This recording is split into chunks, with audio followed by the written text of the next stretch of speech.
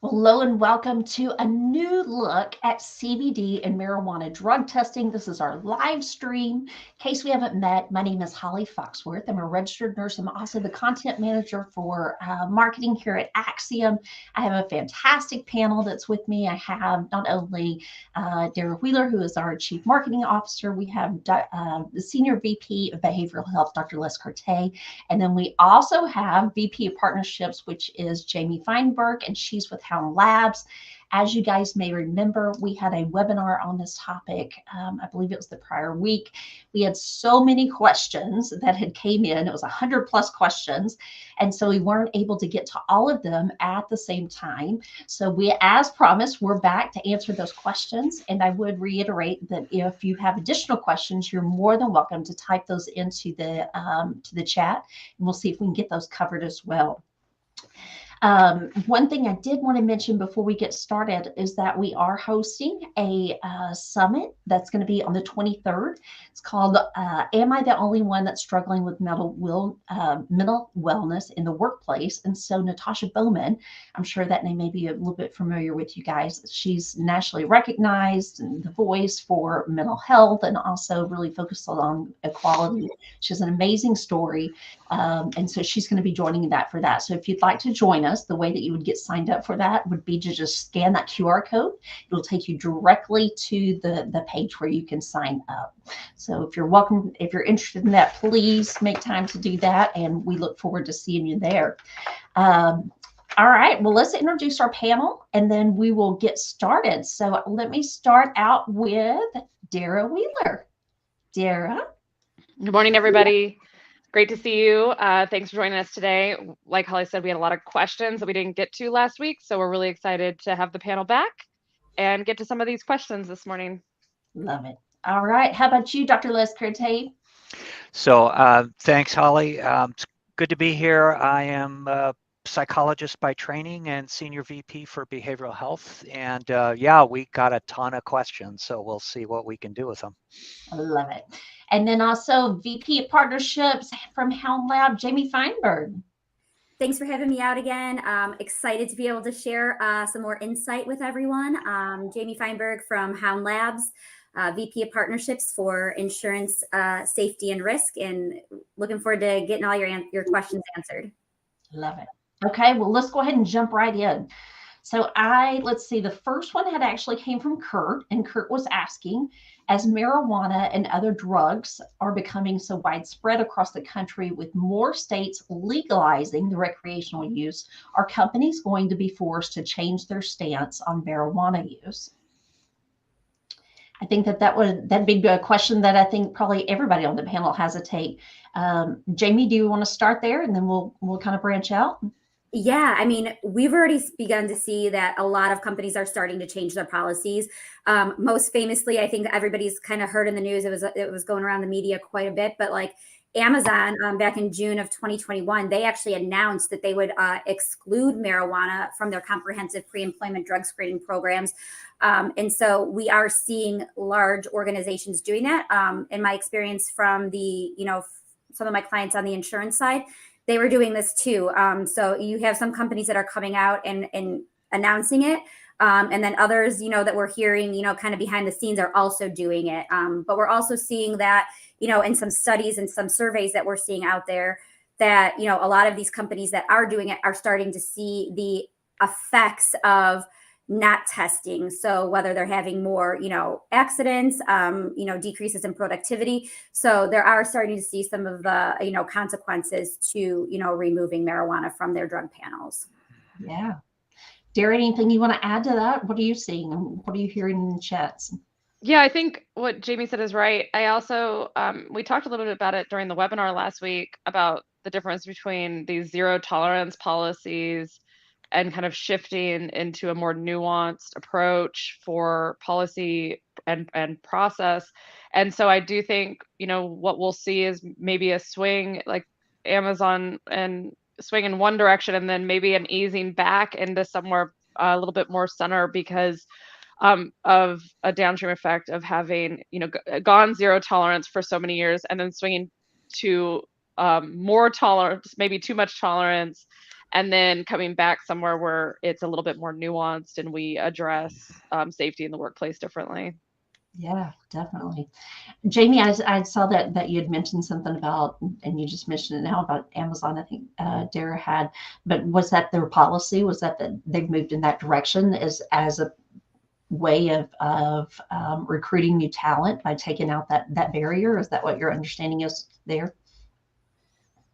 Yeah, that was my understanding. It was a way to help recruit, talent to their organization, especially with the tight labor markets. And I think that just gave them, or in the hopes of giving them some, a competitive edge.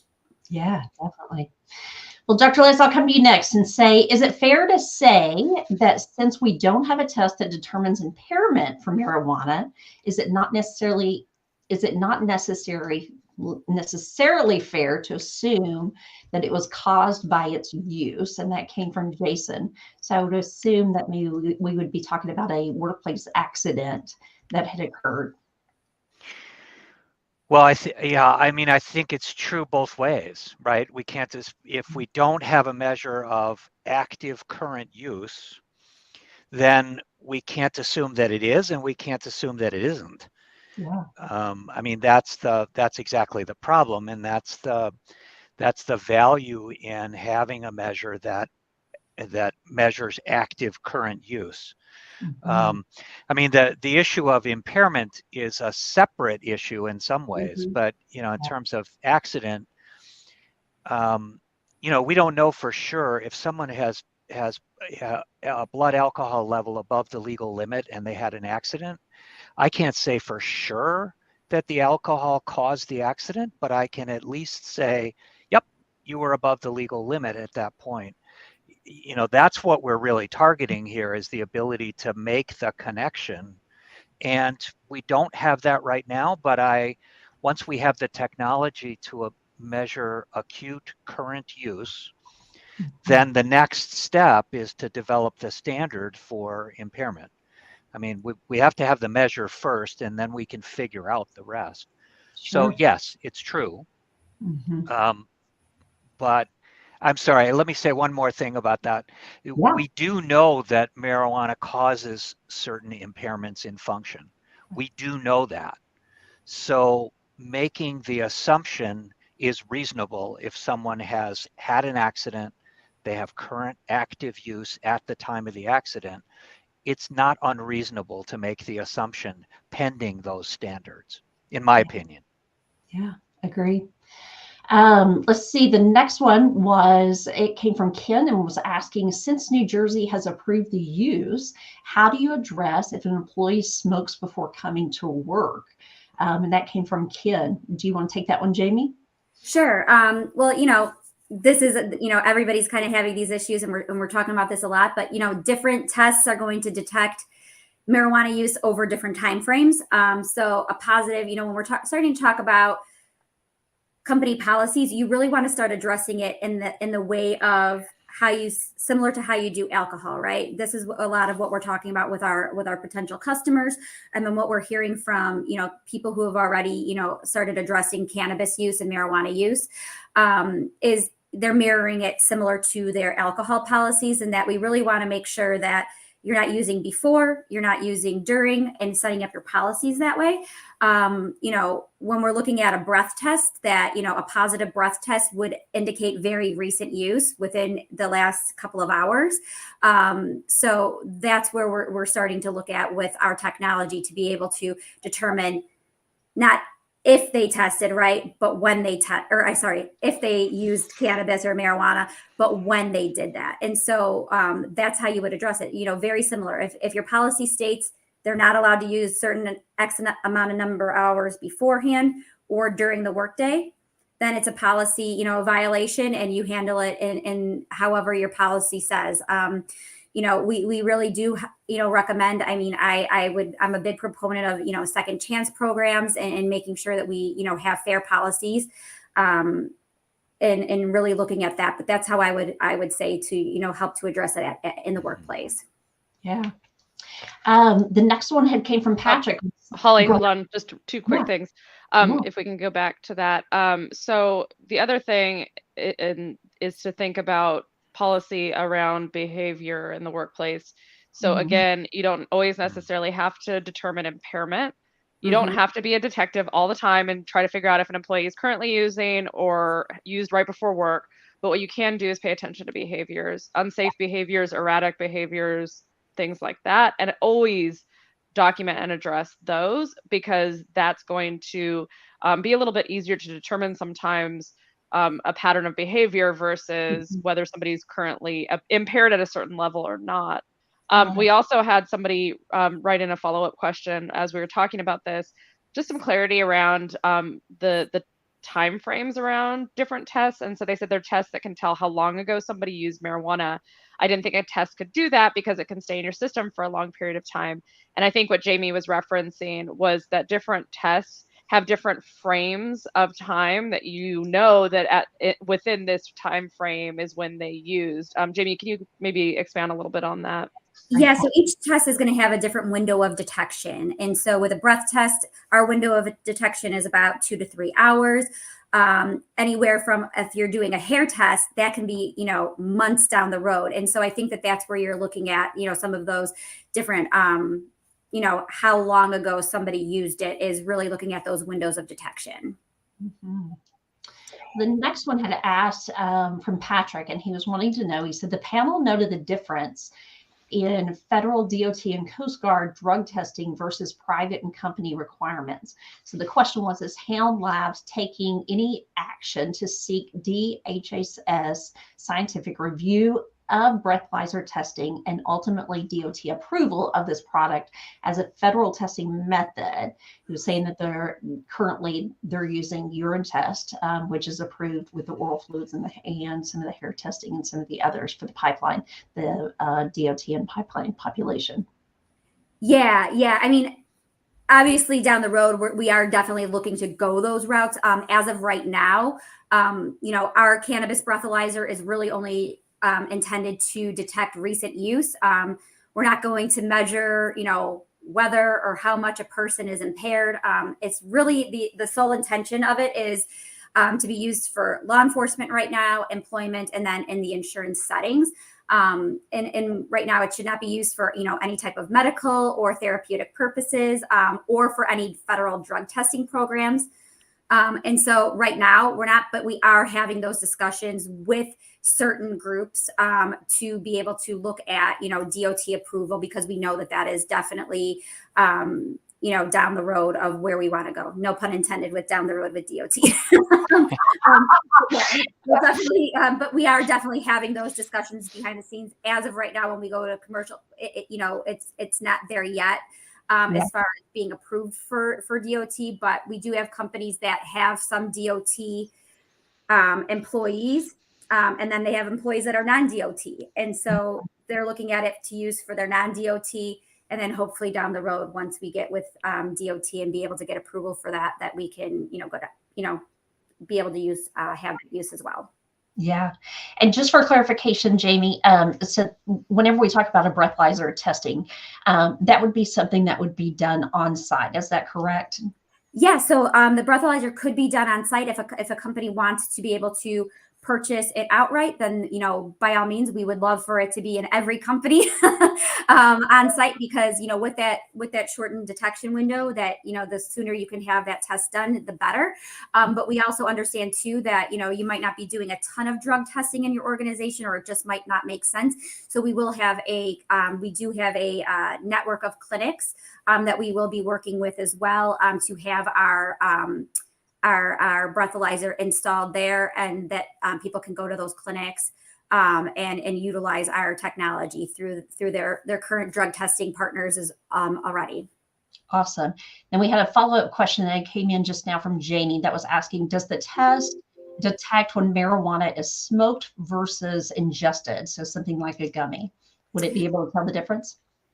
So what the test is looking for is looking for that active THC molecule. So once the THC hits the bloodstream, right? So whether it's smoked, it's, an edible, and it's digested.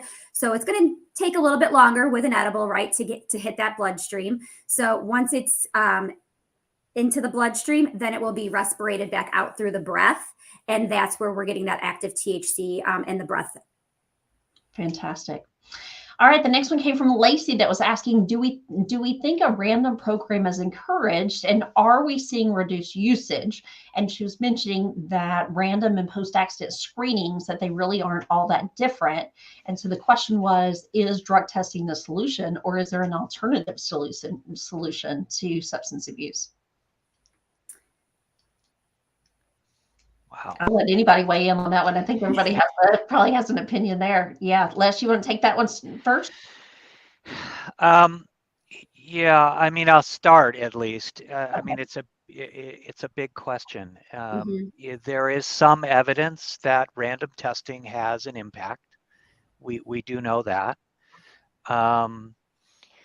There are differences in what we see on, pre-employment testing versus random testing versus post-accident testing. So the programs do have an impact. Whether it's enough, whether we should continue it, how we should do that, I think is an open question. And it's a researchable question that I think is going to change as these, particularly with marijuana, as those laws become more common. The movement for both medical and recreational use continues to expand. I mean, I think those are important questions to answer, but they do, in fact, have an impact. Yeah. Yeah. I agree. Yeah, I agree. And really, at its infancy, drug testing was always about deterrence. And so, in my opinion, with a random program, that's really where you're going to get that deterrence, right? If you're an employee and you know that at any point you could possibly be tested, to me, that's going to be, for most people, right? That's going to be a deterrence enough, right? To not do it, right? Before work or during the workday. So I think that that's really, a good point to the a good solution with the random. I mean, I really think that we're seeing some when we're talking to employers that they're, I think a combination of approaches is what works best. I've also, done some, reading from even, looking back, OSHA has even come out with some, guidance on this as well, and really cautioning employers from only doing post-accident, because then that could also sometimes lead to deterring employees from wanting to report an accident or something. So cautioning and really having that random program incorporated into your drug testing program alongside your reasonable suspicion as well as your post-accident, I think is going to give you a much better holistic approach to it, as opposed to it just being you did something wrong, so now we're going to test you. Right. It's almost like, this is a consequence or you know what I mean? So how do we, incorporate it where it's more fair if you're doing a random and incorporating even more employees within in your program too, not just some of those safety sensitive, right? But also getting it back into a full organization wide type program as well. Yeah, and I think your point about post-incident is great. Also, just think about it from if we're trying to deter impairment, and you have an incident or an accident, you're risking yourself or others some severe bodily injury, lost jobs, wages. I mean, there's so many downstream effects of injuries that, yeah, sure, okay, let's test after an injury, but you also are dealing with a whole fallout of an actual injury, even if it's minor. There's a lot of cost associated with it. There's a lot of stress and anxiety that people are dealing with. And so rather than only test at a post-incident moment, why not try to deter the incident from happening or prevent the incident from happening in the first place? Right. And when we're talking about it from a safety standpoint, right, it's all about prevention. And if we're really looking at it post-accident, it's a lagging indicator. The accident's already happened. The damage is already done. So we really want to be focusing on that risk mitigation. How do we prevent it from happening in the first place? And that's by not letting, or, somebody who's impaired or under the influence of something into the workplace to begin with. And that's really going to be through that deterrence program. Let me go ahead, Les. Just quick, I think it's worth saying that it's probably helpful to have someone who's a medical professional or understands the research to help you design the random testing program. Yep. Because depending on the size of your population, the likelihood of detecting use, it's going to be different for different companies how often you test people, right? You can design that based on mathematical models, but you're going to need somebody to help you with that. I don't think that this is another example of something that probably isn't a one size fits all, Right. but it is a soluble problem. Yeah. Let me ask you this, and this kind of takes us off the specific, it takes us down a rabbit hole, which we're traveling down. But, when you bring up psychological safety, and again, I'll say, I love the quote that you guys used, Jamie, about, punishing someone on Monday morning about something that they did legally on Saturday. So where does that come into play here, where you're looking at all of these different drug tests? Does that mean, do you think that will, by paring some of this back and really focusing on culture, do you think that will make an impact where you won't have to test as much, or how do you feel about that? What's your thoughts? That's a good question. I mean, and I don't know if you're going to necessarily not have to test as much, but maybe, right? Maybe down the road, right? Maybe maybe you start off that random program, or you start out these programs kind of hot and heavy, right? And you kind of get that baseline for where we're at and what we're looking for. But I think then as people understand what you're trying to do, and you're trying to bring safety and fairness back into the workplace, they're going to say, hey, they're not trying to catch us doing something wrong, right? They're trying to work with us, and they're trying to understand that, like, hey, people are going to do this. We know they're doing it. How do we get our employees to not come to work and do it, right?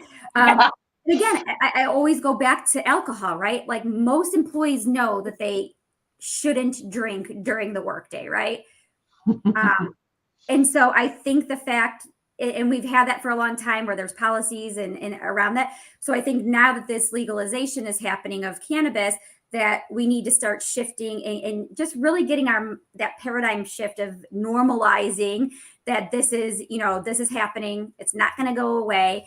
And that even some of our best employees, right, may be partaking and using cannabis, outside of work, and how do we manage that moving forward? Yeah, agreed. And it just builds trust. It builds trust that that your employees are going to do the right thing, right? And that you trust them. I think that really helps with that psychological safety. And I also think it goes back to, again, I talk about this all the time, but not just testing a certain demographic of employees at your organization, that it needs to be, if it's good for the forklift driver, it should be good for the HR manager or the accountant, right? And that's really where I think that psychological safety and being able to have that safety and fairness back into the organization really will pay off for the organization in the long run. Yeah, I agree. Yeah. All right. The next one came from Christy and was asking, how do companies remain a federal drug-free workplace with new marijuana in states like California and Maine? Well, federal trumps it all. So Yeah. If you have any employees under a federal program, that has to continue. You have to maintain compliance with the federal program first.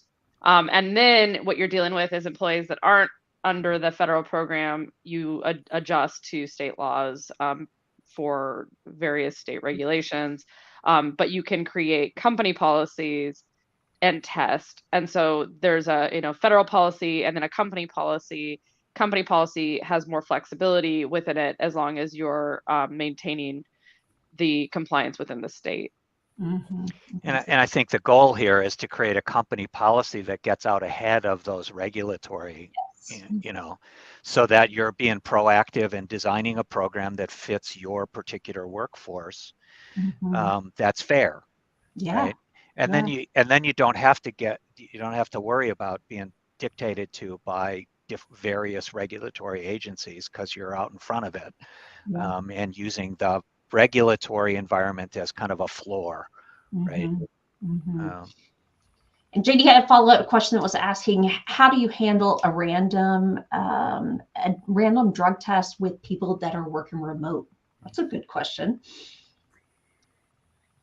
That is a really good question, and I don't know if I have an answer for that one. But I know that there's a lot of great organizations out there that are probably doing this. I mean, have you guys heard of anybody who's making that work with remote employees? Yeah, we've handled that in the past, and it just depends. Again, really carefully worded policies and making sure that you're communicating well with employees about the expectations. Because if you're dealing again with what the reasons of use or preventing use in the workplace are, is this a physical safety risk? But are we trying to manage fair policies across populations? And that's why you've got some employees who are remote, even though they're maybe not physically in a safety sensitive program, but they may be, we work with a lot of nurses. There may be other reasons that you want to deter use besides physically, safety or a physical safety sensitive program. And there are a lot of facilities that can help. I know one of your partners in Quest and, the LabCorps of the world, they're everywhere. Yeah. So there are ways of handling random drug testing programs when you have remote employees. And it's been a challenge actually if you think about it, it's very similar to any federal program that manages truck drivers, FAA, any of those. You've got an employee who's a truck driver, gets pulled for a random and is in the middle of nowhere. You've got so many days to complete the random, but you have to tell them, and then they have a certain amount of time to complete it. We've dealt with that with pilots before, mid-flight, where do they go? How do they get the drug test done in the time frame that's been required?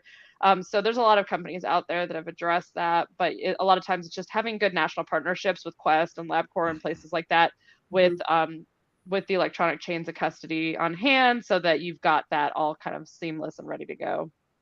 Agreed. This is a place where actually the breathalyzer testing for marijuana would not really work well. Yeah. Because it's going to be gone in a couple of hours. So unless you put a breathalyzer on everybody's desk. Hey, we're fine with that. Yeah, I'm sure you are, but I'm thinking that's not going to happen. Agreed.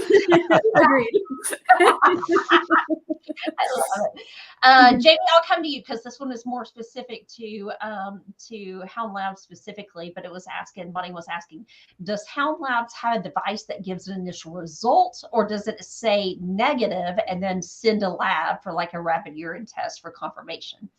Got it. Great question. So the current product that we will have commercially available this year is a lab-based approach. So there's going to be a little screen on it. It'll just, say that, the collection has been completed. And then all of the tests will be sent off to Quest Diagnostics to have the results tested there, as well as any confirmation testing will be done at that time as well, if it is a non-negative test. Next year, we will have an on-demand solution that will be available in 2024, and that you will be able to get those initial results will be right there. So if it's negative, there was no active THC detected in the breath in that sample, it'll show it right there, then and there. And if it says non-negative, meaning that there was THC, active THC detected in that sample, then it would say send that for confirmation testing. And then those confirmation tests next year will be sent off to Quest as well. So sort of like a rapid urine test. Yeah, definitely. All right, this one was from Karen, was asking, can you ask the audience if anyone has a policy that they've used for someone being positive for marijuana and how they treat those situations, if they think it's working well and keeping them out of legal waters? So we can open that up to the group. So if anybody is on the live stream and you have a great policy or you have something specifically, please type it into us and we'd love to hear about it. That's one of the best ways that you can learn is from learning from your other colleagues for sure. All right, next one from Susan was asking, what support do you have to show that cannabis use over the last 30 days is not impacting employees' activities? And why would the breathalyzer only track use for the day? Well, I will take that one. So there are some publications out there from NHTSA that says that impairment actually subsides after 3 hours after smoking marijuana. Like I said, the Hound Cannabis breathalyzer is intended to detect recent marijuana use. It's not going to measure, again, whether or how much a person is impaired. And then those different tests, are going to detect marijuana use over different time frames. Positive breath test indicates very recent use within those very, those few hours. And so that's really just, what we're looking for. It's not we're not looking at detecting impairment or determining impairment. It's just if and when they used, right? So did they use it? It's been within this time frame. And that's really what we want to start narrowing it down to. Yeah. There's another aspect to this question that, we do have evidence that chronic heavy use results in changes in executive function and, judgment planning and short-term memory. We do have evidence that that is true. So we're not saying that, those long-term measures have no value, but Right. the problem is that I can't tell the difference with, for example, something that measures use in the last 30 days. We don't have really good measures that say, well, we used it twice versus, I used it constantly all day, every day. Yeah. Right? The chronic heavy use are the ones where we have good evidence for ongoing impairment and long-term impairment. We don't really have very strong evidence that there is that there are a lot of changes in occasional use. So I want to be clear about that. That question that it's that's a complicated answer, right? It is, what right? you're looking for is chronic use. And I think from that chronic use, and really what you're talking about, Les, too, is that it's two separate things, right? Like one is like we're focusing solely on the employee during work, right? The other one is more of an employee health and wellness, right? And just looking at that employee from how do we help this person, right? This person seems to have an issue, whether it's substance abuse and it's cannabis or it's alcohol or other, mental health issues.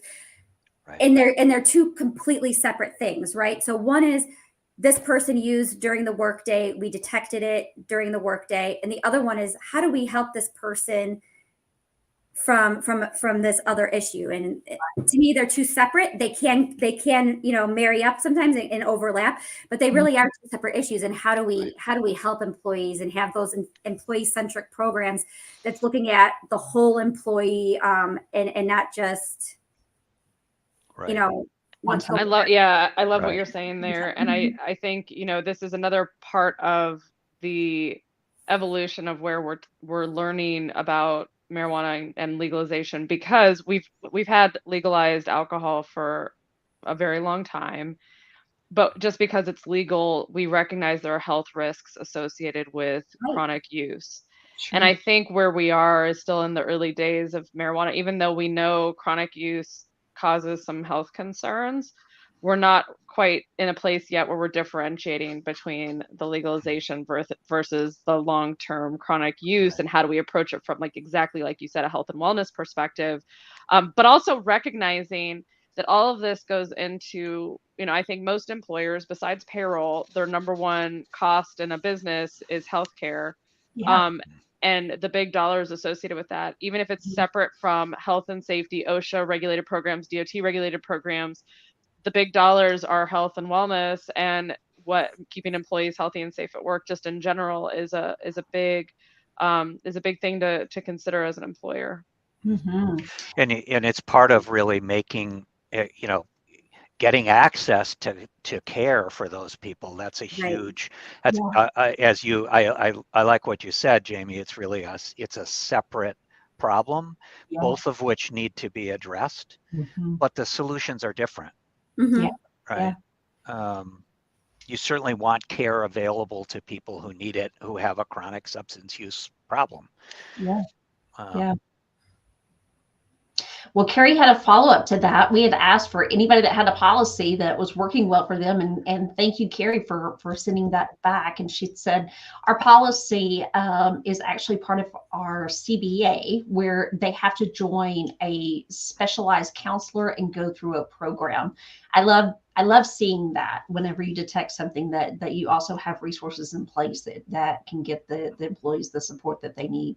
I think that's one of the pieces that we've brought into injury management with mental health is screening for these things. You have to have a mechanism to be able to screen for some of these things that could be going on, and then get them to the help that they need.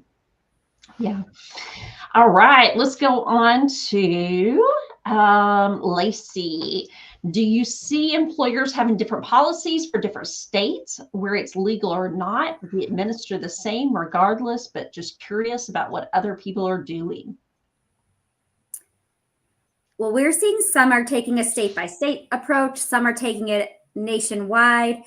Again, there's no right or wrong answer to this.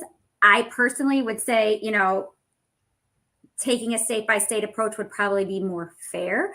But you're always going to want to, obviously get, advice from, your legal counsel on those and seeing what would be best for your organization. Mm-hmm. Yeah. When Amazon did theirs, was that nationwide? I assume it was. I think it was. Yeah. Okay, moving on to the next one from Susan. What support do you have to show that cannabis use over the last 30 days is not impacting? We did that one already. Yeah, let's go to the next one. Okay, Dion. For reasonable and or post-accident, would 2 different collections be required? And would employees need to administer the hound product to determine possible THC caused impairment and then administer a different collection product for other drugs? Yeah, so at this time, yeah, that's correct. We only detect active cannabis or, detect for THC, active THC.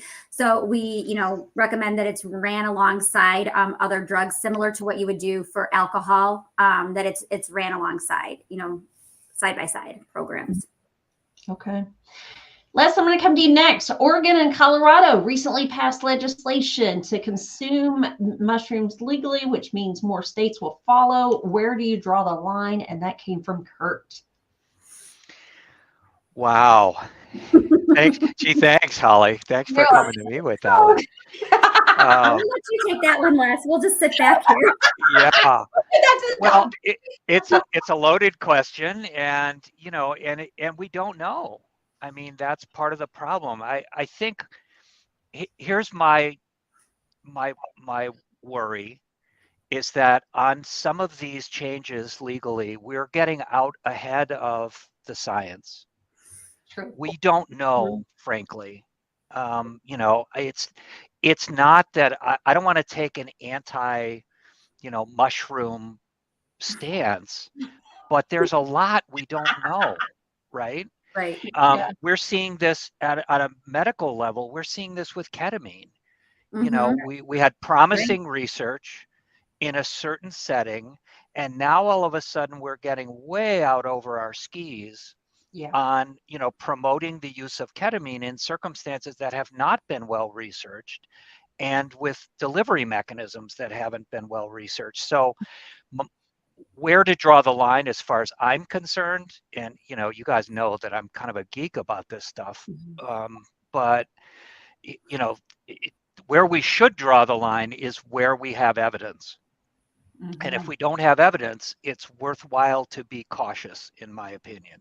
It doesn't mean that it's an absolute no, but it does mean that we should be careful. So that's my big concern is let's make sure that we're funding the research, that we're doing the research, that it's good quality research, that we train people how to read the research so that we understand what's really happening when we're making those determinations. Yeah. Other than that, I don't know how to answer the question. Yeah. Yeah. Well, didn't we see that there was some changes then, based on the pandemic, whenever we had to go to a remote telehealth system where, there was kind of some bending in what was previously allowed by state, state licensed prescribing. And so I think that there's definitely been some confusion there. Maybe some of those things have been associated with some of those where there wasn't eyes that were really keeping a close watch on what was going on. But yeah. Well, I think we talked about this in the webinar too. Not, even understanding the science behind drugs or alcohol doesn't mean that our policies and our processes have caught up. So again, when you get to legislation and policy, that becomes really complicated, not because of any moral righteousness about whether it should be or shouldn't be legal, but more around how to deal with it in the workplace and these challenges that we're all facing by having these conversations. That's where we get into the struggle. It's not the morality about whether it should be. It's about how to handle these scenarios that are going to come up for employers and for policymakers. Right. And if it isn't legal in your state now is the time to start thinking about it, because it probably will be soon, right? Or it doesn't mean that somebody in your organization isn't going across the border to the state that is, and not you. So the time is, you need to start looking at your policies. You need to start looking at what you're doing. And because it takes time to update those policies, and let's not wait until you're forced to do it, right? When these laws come into place. You brought up a really good point about policies, and I think that one of the biggest pieces sometimes that gets missed is the training. Actually, we make these policies, but then we don't necessarily train everybody on them, and so there's some inconsistency there, and there's miscommunication. So I definitely see where making the investment in once you have that policy and really working directly with your employees and maintaining that would be a big role to take on. Okay, the next one, I feel like we've kind of answered this a little bit, but we can revisit it. But Kimberly was asking, how can a company who has both types of employees handle office employees who are not safety sensitive and enrolled in a non-federal testing programs, and safety sensitive employees who are federally regulated regarding CBD or THC being legal? Yeah, I would just say you have separate policies, right? You have your federal program policy and your non-federal. And again, I stand firmly behind this, that I really think that it doesn't matter what role you are. I think everybody is safety sensitive, in my opinion. And so it's just a different type. Some people have different types of risk, right? It's sometimes it's not a physical risk, right, to like a work comp claim or an injury, but it could be a financial risk to the organization as well in other cases. So I would definitely say making sure everybody's included, but you can have separate programs and policies for the non-federal versus the federal. Yeah. Dara, I'm coming to you next here. This was from Tanner. What are you supposed to do if someone needs a prescription that affects their job?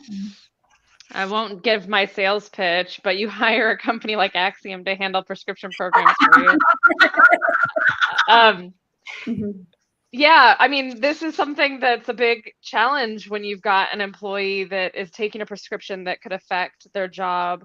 And I think even to Jamie's last point about it doesn't have to be a risk that's a physical risk. It even could be a mental risk. I know I refuse to take Benadryl during any waking hours because I will not be functioning and I will be falling asleep at my desk. So in an executive role, should I be taking Benadryl that is not even a prescription medication? That's an over-the-counter medication.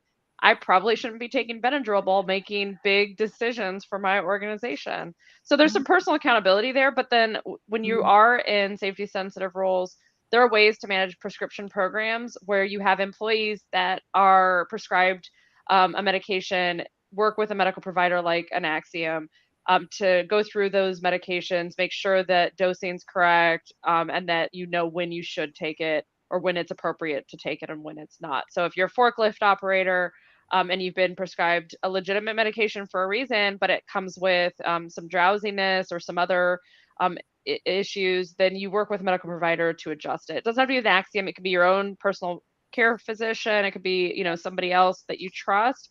But a lot of companies have medication review programs just to make sure that those employees are getting support with those prescription medications. And like I said, it doesn't even have to be prescription. It could be over the counter too. So definitely awareness. We all hear about the stories, but we need some just some addressing of how to deal with symptoms in the workplace if you are taking a medication.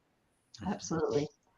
I think the third party piece helps a lot with employees. They don't feel much pressure or that someone's going to be staring at them if they can go through a third party versus something that would be internally. Yeah.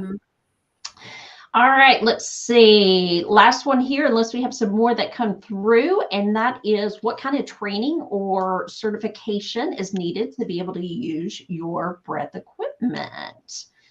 Well, we have tried to make it as simple and easy to use as possible, but we will have a learning management system that'll be up and running that all collectors, whether it's an employee at your organization or it's collectors at a clinic, that they'll be able to go through. It's about 20 minutes in length, and you'll receive a nice little Hound Lab certificate at the end.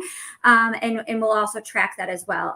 It's not a requirement. We are highly suggesting it. It's going to help to make sure that everybody understands how to use it. But we will have some training in place that people can take prior to doing that initial collection. Awesome. Well, thank you so much for that. Closing remarks. I'll start with you, Dr. Lescurte. Gosh, I think there's a couple of things that occur to me. I mean, one is we've really focused heavily on companies developing policies that are fair, that, are not focused on being punitive, and that address factors that are relevant to work. And I mean, to me, that's really important. A second piece of this is that I think that to the extent that, with the Hound Labs, with the breathalyzer measures, we can start to measure acute use, immediate use. I think that's a huge step forward. There's more work to be done in terms of setting standards for, how much is too much, the way that we have with alcohol, but it's a huge step in the right direction. And that's the kind of thing that we need to be developing. And, whether it's Hound Labs, Axiom, other providers, there's help available. I guess the very last thing that I'd say is just to really focus on something that came up today, which is, making sure that we have support in place for people who have a chronic substance use problem, and that we treat that with the kindness and efficacy that it deserves, both. That's it. Agreed. Yeah. Dara, we'll come to you next. You have any final parting inspirational words? How can I top what Dr. Curte just said? I know. He just got me in all the feels. No, I agree. I was thinking a little bit about this as we talk about it. People like to hate on lawyers and not like to have to use lawyers, but this is where good counsel really comes into play. I have to give a big shout out to our attorney and general counsel, Chuck Cable. He's one of the best people to have on your side when you think about creating good policy and good practices within an organization. So make sure if you don't, or you haven't bounced this off of legal counsel, that you do, and find somebody that can be a good thought partner in that for you as an organization. Yeah, definitely. Thank you. All right, Jamie. I agree. I was like, oh man, I don't want to go after. It was really great. But it really is. It goes back to, what is the root of your program, right? Are you wanting to deter use, or are you looking to detect, right? And really keeping your employees in mind when you're creating these policies and creating that psychologically safe workplace, I think is going to really benefit you in the long run. And just really keep it employee centric. At the root, that's your number one asset at your organization. And so how do you recruit great talent, and how do you retain the great talent that you've put a lot of effort into, as well as they put a lot of effort into your organization as well. So I think if you keep that front and center, whenever you're looking at, modernizing your policies or implementing anything new, I think that that's going to benefit organizations in the long run. Fantastic. Well, I appreciate all of you three joining us for today and taking these follow-up questions. We like to be thought leaders. We like to be partners with you. So if there's a question that you have, you just want to bounce over to us. We're happy to help with some of those things, even if you're not somebody that's an established client with us. So you're always welcome to reach out. As a final reminder, just the virtual summit. And so with Natasha Bowman, she has an amazing story. There's nobody I've ever spoken with that hasn't been able to appreciate what she's been through and speak to her experience and what others are likely experiencing in the workplace as well, and how to navigate those things. So the title of that is, Am I the Only One Struggling with Mental Wellness in the Workplace? And again, all you would need to do to attend that would be to scan that QR code, and that will get you to the right registration spot. All right. Well, thank you again for joining us, and we look forward to seeing you then at the webinar.